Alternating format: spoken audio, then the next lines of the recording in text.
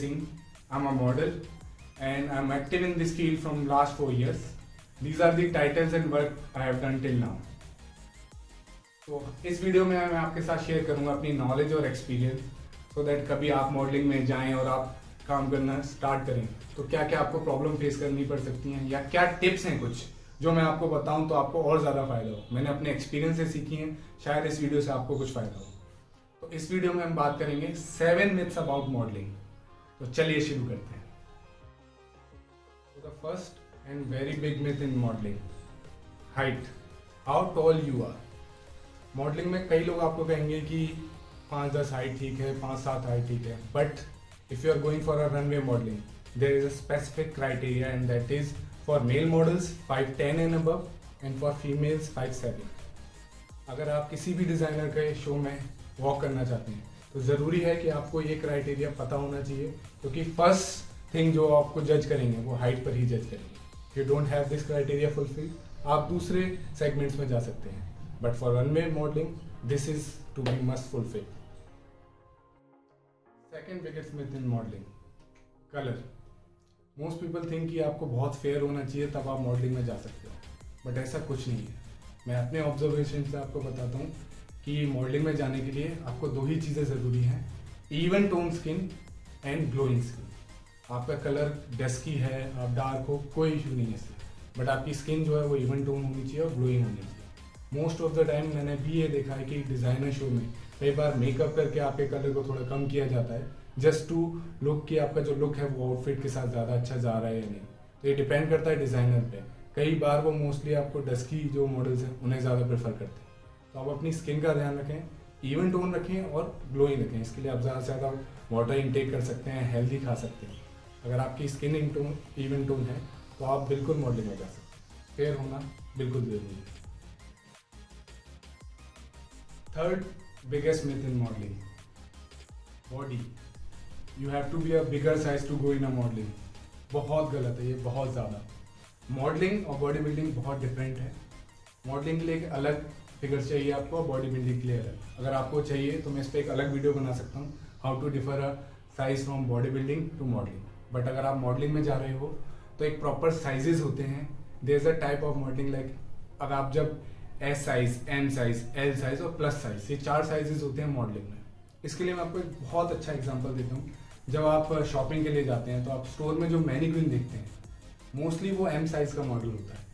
वो जो साइजेस हैं प्रॉपर एक एम साइज के मॉडल के होते हैं। कोई भी डिज़ाइनर नहीं चाहेगा कि वो एक परफेक्ट एक मॉडल के लिए कोई कपड़े बनाए, क्योंकि उसे आगे भी सेल आउट करना है। तो वो एम साइज में कपड़े बनाते हैं ताकि कोई एम साइज का प्रॉपर मॉडल आके उसे पहन सके। अगर कोई रिप्लेसमेंट भी है, कोई दूसरा एम साइज आता है तो वो भी पहन सकते हैं। आपके सामने मैं जो मेरा साइज है वो एक एम साइज का मॉडल है। इसमें प्रॉपर बाइसेप्स टू लेकर थाई टू आपके जो कॉलर हैं, इवन सारी चीज़ों के मेजरमेंट्स होते हैं। आपको उस साइज में जाना है। प्लस मिथ ये भी है कि अगर आप प्लस साइज मॉडलिंग में जाते हो तो आप कुछ भी खा सकते हो, आप मोटे हो सकते हो, ओबेस भी चलेगा, बट नहीं। प्लस साइज इज लाइक कि एक बड़ा साइज में मॉडलिंग है जिसमें आपको प्रॉपर फिगर मेंटेन करना होता है, वहाँ भी प्रॉपर डाइट फॉलो की जाती है। तो अगर आप मॉडलिंग में जा रहे हैं तो ये मिथ दिमाग से निकाल दीजिए कि आपको एक बॉडी बिल्डर होना होगा। हाँ, एक perfect chiselled good physique is very important in modelling, but sizes are different from body. Now comes the fourth point, models भूखे रहते हैं, पतले रहते हैं। बिल्कुल भी ऐसा नहीं है। मैं आपके सामने हूँ, आप देख सकते हैं कि ज़रूरी नहीं है आप मॉडल हो तो आपको पतला होना ज़रूरी है, बॉडी बिल्डर होना भी ज़रूरी नहीं है, आप पतला होना भी ज़रूरी है। तो फोर्थ पॉइंट है डाइट। डाइट डजंट मीन कि आपको भूखा रहना है। डाइट का सिंपल मीन है कि आपको अपना जो कैलोरी इनटेक है या आपके जो डाइट्स हैं उसको मेंटेन करना है। आपको कब क्या खाना है, एक परफेक्ट टाइम पे परफेक्ट डाइट लेना ही डाइटिंग है। भूखा रहना डाइटिंग नहीं होती। हाँ, डाइटिंग जो लोग वेट कम कर रहे हैं अपनी बॉडी को शेप में लाने के लिए, उनकी डाइट अलग होती है, एक मॉडल की डाइट अलग है, एथलीट की डाइट अलग होगी। तो आपको ये ध्यान रखना होगा कि जो डाइटिंग है, मॉडलिंग में कहते हैं आपको डाइटिंग करनी पड़ेगी। डाइटिंग डजंट मीन आपको भूखा रहना पड़ेगा, आपको एक प्रॉपर डाइट फॉलो करनी पड़ेगी to be in a proper shape. ये बहुत ज़रूरी है, और जब आप ये करेंगे तभी आपके बॉडी में चेंजेस आएंगे, तब जाके आप अपना एक गोल अचीव कर पाएंगे। तो भूखे रहने की ज़रूरत नहीं है। एक healthy diet for your skin, for your body is very necessary. Fifth और बहुत funny myth about modelling, you can keep your clothes of your shows. ऐसा कुछ भी नहीं है, अगर ऐसा होता तो मेरा वार्डरोब भरा होता इतने शोज करने के बाद। बट हाँ, ये मिथ को क्लियर करना बहुत ज़रूरी है। अगर आप किसी शो में जाते हैं, आप कुछ प्रेजेंट कर रहे हैं, तो इसका मतलब ये नहीं है कि जो कपड़े आपने पहने हैं या जो डिज़ाइन आपको दिया गया है वो आपका ही हो जाएगा। डिज़ाइनर ने वो डिज़ाइन बनाया। समय कभी आप बड़े शो के लिए जाएंगे तो बड़े बड़े डिज़ाइनर्स लाख लाख 2-2 लाख की ड्रेसेस बनाते हैं, तो वो आपको फ्री में नहीं देने वाले हैं, क्योंकि उन्होंने आपको हायर किया है उस ड्रेस के लिए। इसका मतलब ये नहीं कि आपकी ही हो गई वो ड्रेस।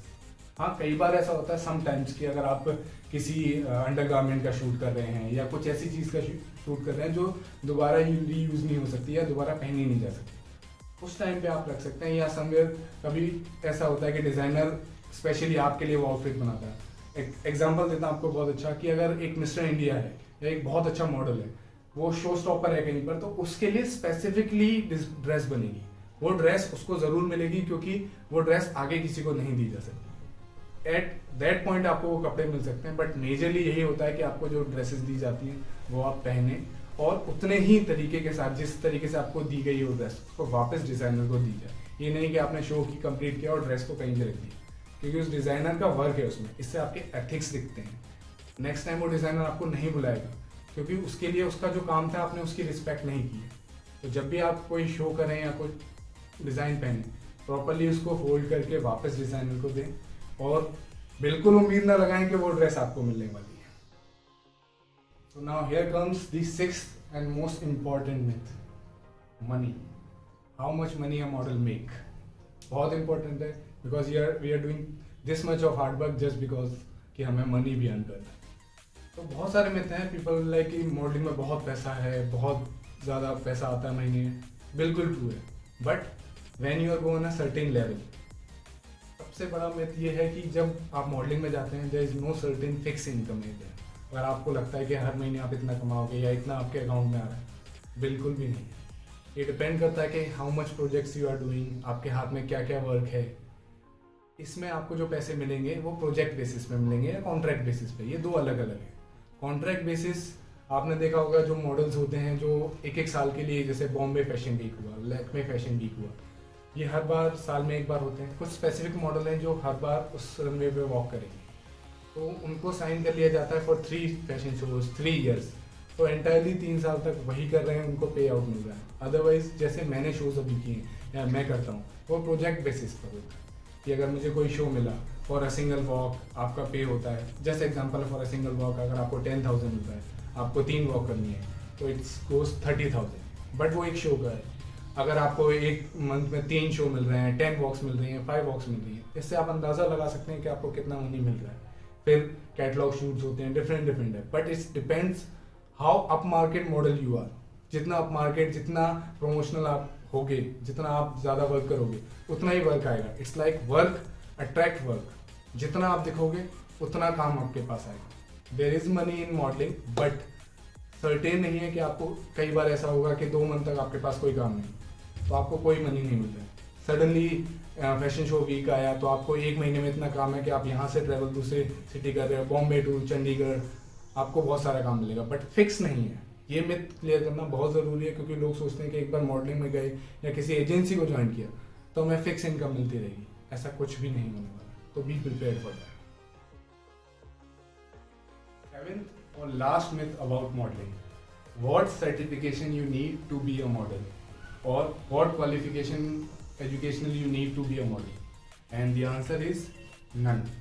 ऐसी कोई सर्टिफिकेशन नहीं है जो आपको मॉडलिंग के लिए ज़रूरी है। या अगर कोई एजेंसी आपको कहती है कि आप ये कोर्स कर लीजिए या हमारे यहाँ से मॉडलिंग का सर्टिफिकेट कर लीजिए तो आपको मॉडलिंग में बहुत काम मिलेगा, आई एश्योर यू ऐसा कुछ भी नहीं होने वाला है। मॉडलिंग एक ऐसा फील्ड है, वहाँ बिल्कुल डिपेंड नहीं करता कि आप 10th पास हो या फिर आप ग्रेजुएट हो। अगर आप अपने आप को एज अ मॉडल अच्छे से प्रेजेंट करते हैं तो आपको काम मिलेगा। 2 बेस्ट एग्जाम्पल, अर्जुन रामपाल और सुशांत सिंह राजपूत। एक 12th पास भी नहीं है और एक बीटेक है, दोनों ने मॉडलिंग की है, दोनों रैंक पर गए। तो बिल्कुल डिपेंड नहीं करता कि आप ऑडिशन पे जाओगे तो आपसे सर्टिफिकेट मांगा जाएगा कि आप सर्टिफाइड मॉडल हो या नहीं। ऐसा कोई सर्टिफिकेशन मॉडलिंग में एग्जिस्ट नहीं करता।